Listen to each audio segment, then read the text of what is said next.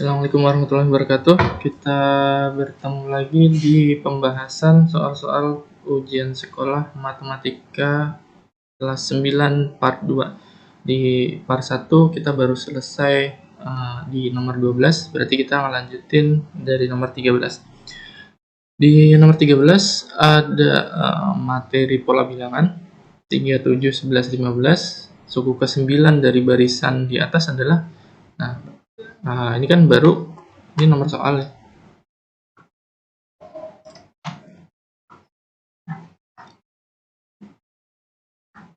Nah, 13-nya nomor soal 3, 7, 11, 15. Nah, ini udah ada suku pertama, suku kedua, suku ketiga, suku keempat.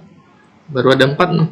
Nah, tinggal kita cari yang ke-9-nya itu angkanya berapa. Nah, itu bisa pakai rumus. Ada rumusnya UN A plus N min 1 kali B, atau bisa manual, tinggal terserah mau yang mana. Kalau bingung rumus terus lupa rumus, ya udah manual aja. 3 ke 7 kan nambah 4 ya, 7 11 tambah 4, 11 ke 15 tambah 4, berarti berikutnya 19, 23, 27, 31. Ini udah berapa sih? 1, 2, 3, 4, 5, 6, 7, 8, satu lagi 35. Nah, berarti suku ke-9-nya adalah 35. Atau mau pakai rumus juga boleh. A itu suku pertama, suku pertamanya ya si 3 ditambah N-nya yang mau dicari suku ke berapa? Suku ke-9, 9 min 1. B itu beda. Jadi 3 ke 7, 7 ke 11, 11 ke 15 itu bedanya berapa? 3 ke 7 kan nambahnya 4, berarti bedanya 4. 3 ditambah 8 kali 4. 3 ditambah 32. Nah, jadi sama hasilnya 35. Jadi boleh manual kita tambahin satu-satu, atau mau pakai rumus juga boleh. Tapi kalau misalnya dicarinya 100, suku ke 100, kan kita nggak mungkin manual kita nambahin 4 sampai 100. Nah, bisa pakai rumus. Kemudian nomor 14, suatu bidang kartesius terdapat 4 titik masing-masing 4,1, 8,1, 6,3, 6, min 5. Jika keempat titik dihubungkan, maka bangun yang terbentuk. Nah, kita gambar aja nih. 4,1 anggaplah di sini. Nah, ini udah ada kartesius ya kebetulan. 8,1 anggaplah di sini. 6,3, 4, 5, 6, 7, 8. Nah, 0,3 di sini. 6, min 5 berarti di sini kira-kira ya. Nah, kalau kita hubungkan, jadi bangun layang-layang. Nah, kalau untuk soal ini sih yang penting bisa gambar di koordinat kartesius, bisa naruh titiknya, terus ya yang penting tahu bentuknya, karena kemungkinan di soal nanti bisa aja bentuknya jajar genjang, trapesium, atau belah ketupat dan lain-lain. Jadi yang penting bisa bikin titik di koordinat kartesius dan tahu bentuk bangun datarnya itu yang kayak gimana aja. Oke, lanjut nomor 15. Fx-nya 3x plus 5, f min 5 berapa? Nah, kalau fx 3x plus 5, berarti kalau f min 5, ya, x-nya kita ganti jadi min 5. 3x berarti kan 3 kali x, berarti 3 kali min 5 plus 5. Nah, ini hitung dulu yang mana? Ya, balik lagi ke prinsip Kabataku, kali bagi tambah kurang. Berarti kali dulu, kita kaliin 3 kali min 5, min 15, baru kita kerjain yang tambah. Min 15 tambah 10, min 5. Nah, jadi jawabannya min 5. Ini aljabar biasa aja, yang penting tinggal masukin angka yang di dalam kurung ini ke mensubstitusi si x-nya. Terus lanjut nomor 16, garis sejajar garis G melalui titik min 1,0 adalah. Nah, pertama kita harus tahu dulu gradien garis M. Oh, ini salah soal ya, harus gradien sejajar garis M. Nah, kita harus tahu dulu gradien garis yang digambar, gradien garis M. Cara nyari gradien, kalau udah ada gambar itu Y2 min Y1 per X2 min X1. Nah, kalau titik di sini berarti titiknya X-nya 4, Y-nya 0, 4,0. Yang titik ini 0, min 3. Tinggal kita masukin Y2-nya. Anggaplah ini Y2. Ini Y2, ini X2. X2 pasangannya Y2. Jadi jangan sampai salah pasangan. Y2 min 3, Y1-nya 0. X2 0, Y1-nya X1-nya 4. Nah, jadi min 3 per min 4. Berarti gradiennya min 3 ya, 3 per 4 positif. Min bagi min. Kalau udah dapat gradien, nah, ada kata-kata sejajar. Nah, masih ingat nggak di kelas 8? Ini di kelas 8 ya. Materi persamaan garis lurus. Kalau garisnya sejajar, itu M1 sama dengan M2.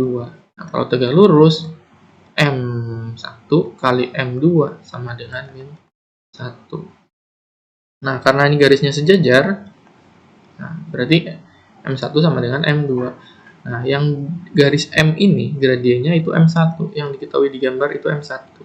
Jadi M1-nya 3 per 4. Yang mau kita pakai buat nyari garis yang melalui titik min 1,0, itu M2.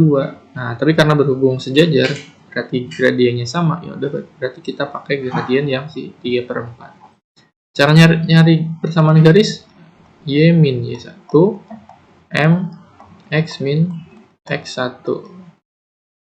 Nah, ini yang kita pakai itu min 1,0, X1, Y1-nya.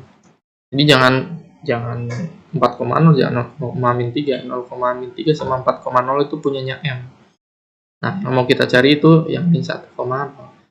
Y1-nya min 1, berarti Y plus 1, karena min ketemu min ya. M-nya 3 per 4. X min X1-nya, kebalik ya. Y-nya 0 ya, Y-nya 0. Y min 0, X min X1-nya plus 1. Jadi Y sama dengan 3 per 4X kali I pelangi ya. 3 per 4 kali X, 3 per 4 kali 1 ditambah 3 per 4. Nah, karena biasanya di pilihan itu nggak ada yang hasilnya dalam bentuk pecahan. Jadi kita harus buang penyebutnya dulu dengan cara kaliin penyebut. Jadi semua kita kaliin. Kalau per 4 ya kita kali 4. Kalau per 2 kita kali 2. Per 3 kita kali 3. Kalau beda 14, 12 ya kita kali KPK-nya. KPK dari penyebutnya. 4 kali Y, 4Y. 3 per 4 kali X. 3 per 4 X kali 4. 4-nya kan habis ya. Jadi 3X. 3 per 4 kali 4 sama 3 per 4. Ya 3. Nah, sampai sini udah dapat jawaban. Kalau misal di pilihannya belum ada, ya tinggal kita pindah-pindahin aja sesuai yang diminta di jawaban. Bisa aja nanti jawabannya dalam bentuk 4Y min 3X sama dengan 3. Jadi 3X-nya kita pindah. Bisa jadi 3-nya ikut pindah, jadi 4Y min 3X min 3 sama dengan 0. Atau 4Y-nya yang kita pindahin. Jadi bisa aja 3X min 4Y plus 3 sama dengan 0. Di 4Y yang pindah jadi min. Jadi, tinggal dipilih aja nanti di pilihan antara A, B, C, D, mana yang ada jawabannya, antara 1, 2, 3, atau yang jawaban pertama ini. Jadi jangan karena kita udah sampai di sini, terus dicari pilihan nggak ada, cari aja yang paling mirip, ya jangan. Jadi ini sebenarnya tinggal langkah terakhir aja, tinggal mindahin mana yang sesuai dengan pilihan. Jangan, oh ini paling salah ketik aja, harusnya min jadi plus gitu. Harusnya plus jadi min, jangan. Jadi harus sesuai benar-benar. Kalau min ya harus min, plus harus plus. Kalau nggak ada, kita pindah-pindahin sampai ketemu jawaban yang pas sama jawaban kita, sama pas sama pilihan jawaban. Terus nomor lanjut ya, nomor 17.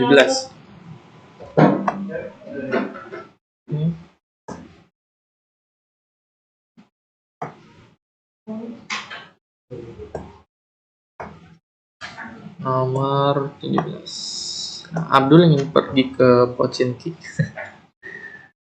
main PUBG ya, menggunakan taksi.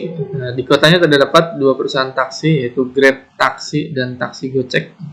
Nah, tapi ini namanya beda. Oh, belum diedit berarti. Jadi taksinya Silverbird sama Bluebird. Dengan tarif sebagai berikut, kalau Silverbird ini 9 km 5 km pertamanya 9.000 dan tiap kilometer berikutnya 2.000. Kalau Bluebird itu 10.000 per 5 km. Tiap 5 km pertama. Jadi di kilometer 6, kilometer 7 itu tarifnya jadi 1.500. Nah, jika jarak tempatnya sekarang ke Pochinki 10 km, maka taksi yang dipilih oleh Annabel, kok ini namanya berubah-berubah? Tadi ini Abdul, ini Annabel. Udah, nggak usah dipikirin nama. Nah, apalah arti sebuah nama. Karena jaraknya 10 km, berarti pasti 5 km pertama dia bayar 9.000. Jadi ada taksi S, taksi B. Bayar 5 km pertama 9.000. Karena 10 km berarti masih ada sisa 5 km lagi. Nah, 5 km lagi kalau tiap kilometernya 2.000, berarti 2.000 sampai 5 kali. Atau 10.000 langsung dah ya. Bisa jeda. Nah, jadi total taksi S ini bayarnya berapa nih? 1, 2, 3, 4, 5, 10.000 tambah 9, 19.000. Nah, kalau taksi B, tarif awalnya 10.000, 5 km berikutnya 1.500. 1.500 kali 5, berapa nih? 7.500 ya. 7.000, 3.000, 3.000, 6.000, 7.500 ya benar. Tambah 10.000. Berarti taksi B 17.500. Nah, maka taksi yang dipilih adalah, kan kita nggak mungkin milih taksi yang mahal ya. Kita pasti pilih taksi yang murah. Nah, berarti taksi yang dipilih adalah taksi yang Bluebird. Kenapa harus pilih taksi yang Bluebird? Karena lebih murah. Nah, jadi mungkin nanti di pilihannya ada kata-katanya. Pilih B karena lebih murah, atau pilih pilih S karena lebih murah. Nah, karena pilih B lebih murah berapa? Lebih murah 1.500. Jadi hitungnya juga harus benar, kok lebih murahnya berapa. Jangan sampai sampai sini udah benar terus ngitung lebih murahnya berapa, salah ngitung ya. Ya salah gitu. Lanjut nomor 19. Sebuah tiang tinggi 18 ya, 18. Kartun beli 3 buah jeruk, 2 buah apel, 36.000. Joni 2 buah jeruk, 3 apel, 29.000. Selamat membeli 2 buah jeruk, 2 apel dengan uang 50.000, maka uang kembaliannya. Nah, ini materi SPLDV, sistem persamaan linear 2 variabel. Jadi kita harus bikin persamaannya dulu. Ini dihapus dulu deh biar muat ya.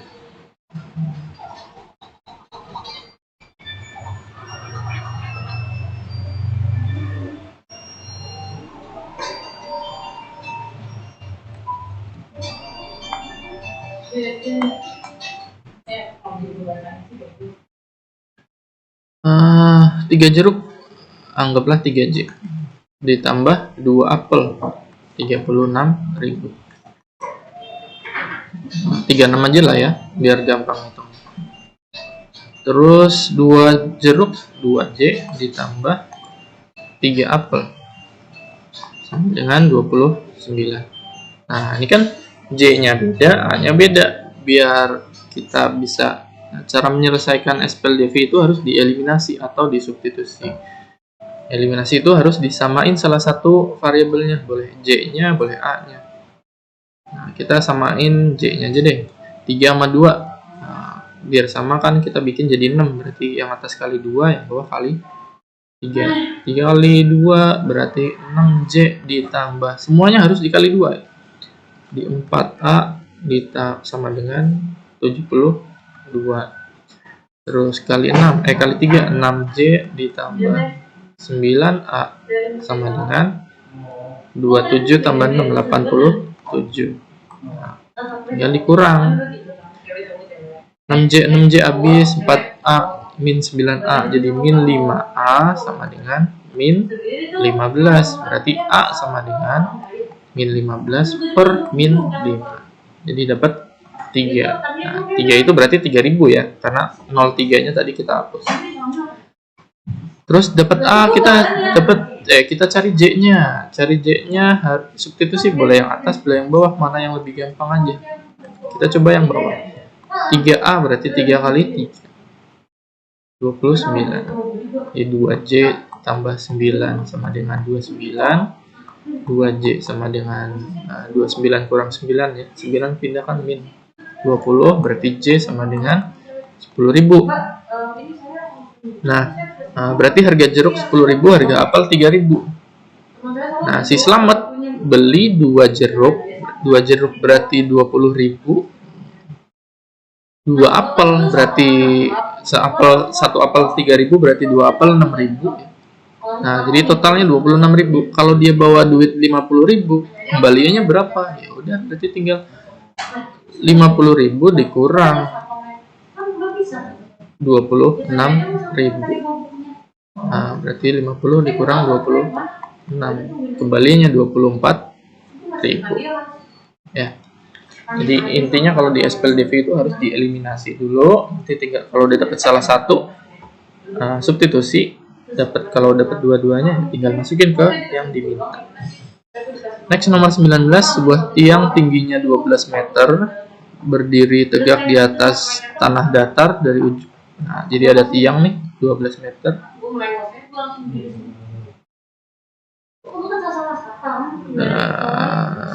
Jika panjang tali ditarik seutas tali ke sebuah patok di tanah. Nah, ini ada tanahnya ya. Terus ini patoknya. Panjang talinya 13. Jarak patok dengan pangkal tiang bagian bawah. Jadi jarak sini ke sini nih. Anggaplah guys. Berapa? Nah, ini materi Pitagoras. Karena kalau tiang kan nggak mungkin tiangnya miring, kecuali tiangnya udah tua, tiangnya bengkok. Tapi kalau tiang yang benar ya tiangnya berdiri tegak lurus dengan tanah. Berarti ini segitiga siku-siku. Kalau segitiga siku-siku berarti berlaku teorema Pitagoras. Nah, teorema Pitagoras itu kalau kita mau nyari sisi miring, A kuadrat tambah B kuadrat. Tapi kalau bukan sisi miring, mau A mau B, sama caranya ya, C kuadrat sisi miring kuadrat dikurang sisi yang satunya. Karena sisi miringnya udah ada 13 nih sisi miring, berarti kita nyarinya dengan cara dikurang 13 kuadrat dikurang 12 kuadrat. X kuadratnya 169 dikurang 144, X kuadratnya 25. Nah, X nya berarti akar 25. Kenapa akar? Karena kuadrat pindah jadi akar. Akar pindah jadi kuadrat, tambah pindah jadi kurang, kali pindah jadi bagi. Akar 25, 5. Nah, berarti panjang jarak patok dengan pangkal tiang bagian bawah 5 meter. Nah, lanjut nomor 20.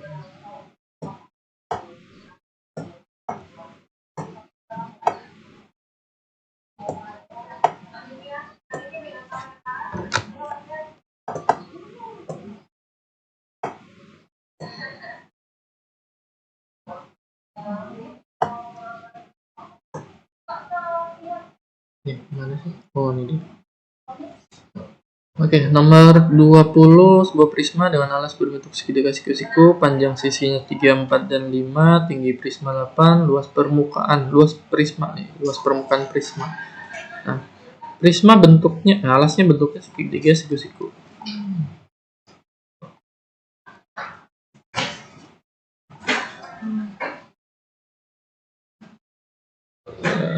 Bisa dipahami ya, gambarnya agak miring, anggaplah kayak gitu. Alasnya bentuknya siku-siku, alasnya bentuknya segitiga siku-siku, berarti ada sisi miring. Karena segitiga siku-siku pasti ada sisi miringnya. Sisi miring itu sisi yang paling panjang. Karena 3, 4, 5 yang paling panjang 5, berarti 5-nya di sisi miring. Nah, ini kan triple Pythagoras, 3, 4, 5, 5 sisi miring. Cari luas prisma, ya kita cari luas permukaannya, atau cari luas alasnya, cari luas tutupnya, cari luas sisi-sisi tegaknya. Cari luas alas, alas kali tinggi bagi 2, mau alasnya 4 boleh, mau alasnya 3 juga boleh.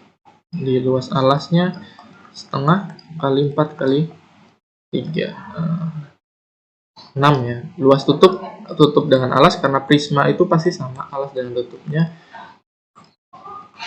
di 6. Nah, luas selimut prisma itu rumusnya keliling alas dikali tinggi.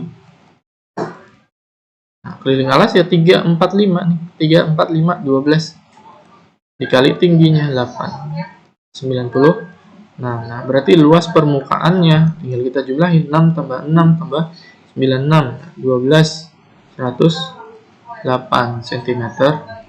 Tinggal tambahin alas, tutup, sama luas.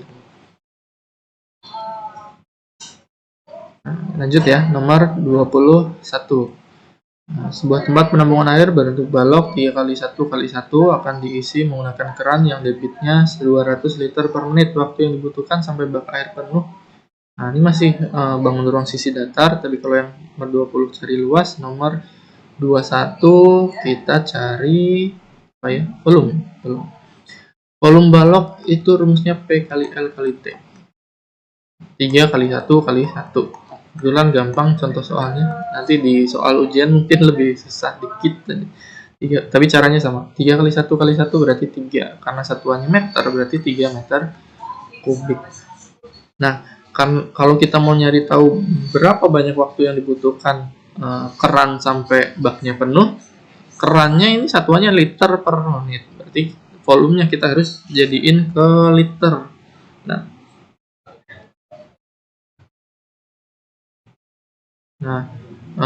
Liter itu 1 liter itu sama dengan 1 desimeter kubik.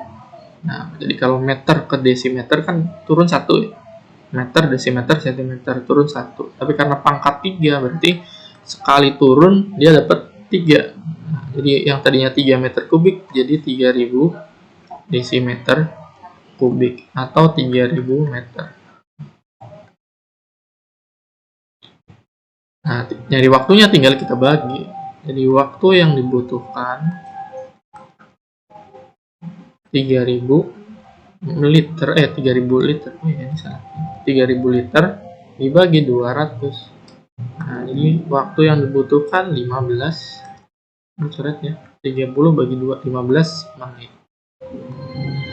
Itu satuan. Kalau di sini 200 liter per detik ya, waktu yang dibutuhkan 15 detik. Kalau per jam ya 15 jam. Jadi tergantung satuan. Jadi satuannya harus disamain. Terus nomor 22. Dalam pengukuran tinggi 5 orang Titan didapat data sebagai berikut. Ini ada yang 4 meter, 5 meter, 10 meter, 4 meter, 6 meter, 7 meter, 15 meter, 8 meter. Median dari data tersebut. Jadi di statistik di kelas 8 ada median, min, rata-rata, min, median, modus. Kalau min itu rata-rata, median nilai tengah, modus itu nilai yang terbanyak. Nah, karena kita nyari median, berarti kita nyari nilai tengah. Cara nyari median, kita harus urutin dulu nih data dari yang paling kecil sampai terbesar dulu. Jadi jangan kita terima data segini ya udah kita cari tengahnya, jangan. Jadi kita harus urutin dulu. 4, ini 4 udah, ini 4 udah. Terus mana lagi? 5 ya. 5, terus 7. Oh, 6 dulu. Nah, 6, 7, 8, 10, 15. Nah, berarti ada 1, 2, 3, 4, 5, 6, 7, 8. Nah, pas. Kalau datanya genap, kalau datanya ganjil, kita tinggal nyari tengahnya ya. Udah ketemu yang tengah-tengah itu mana udah jelas kalau ganjil. Tapi kalau genap itu agak ada ngitungnya dikit. Kita bagi ke kiri 3 angka, kita bagi ke kanan 3 angka. Nah, ada sisa 2 nih. Nah, 2 ini mediannya. Tapi bukan berarti mediannya 6 dan 7, tapi kita harus cari tengah-tengahnya antara 6 dan 7. Di dua data di tengah itu kita harus jumlahin, dibagi 2. 6 tambah 7 bagi 2, 13 bagi 2, 6,5. Berarti medianya 6,5. Kalau di tengahnya 6 sama 10, ya 6 tambah 10 bagi 2, 16 bagi 2 lah. Gitu. Jadi mau berapapun angkanya, kalau median dapatnya 2 angka, ya kita jumlahin 2 angka itu bagi 2. Terus nomor 23, nomor 23 kita lanjut di part yang ketiga. Masih ada 18 soal lagi. Kita lanjut, semoga cukup di part 3. Kalau gitu untuk video kali ini sampai di sini dulu. Assalamualaikum warahmatullahi wabarakatuh.